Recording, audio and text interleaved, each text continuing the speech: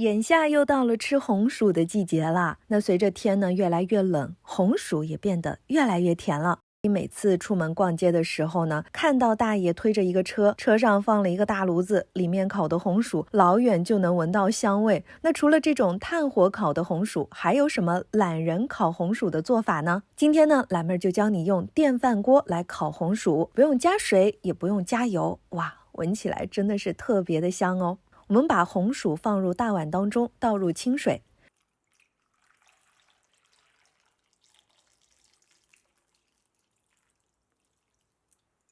用手将红薯的表皮搓洗干净了。喜欢的朋友不要忘记点赞，分享给身边的人哦。随后切掉红薯两端的头，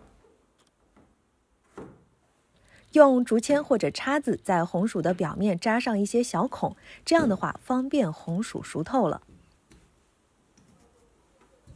接着就将红薯放入电饭锅的内胆当中，放入电饭煲内，盖上锅盖，用煮饭的模式烤制。等煮饭键跳键之后，继续再按一次煮饭键，继续烤制，重复这个步骤，直到把红薯烤到变软，能用筷子轻松扎透就可以了。取出红薯，这样烤出来的红薯呢，又软又糯，吃起来啊比蒸制的可香多了，外皮呢都流油啦。掰开一个红薯，你会发现里面是黄澄澄的果肉，软软糯糯的，看起来就非常的好吃。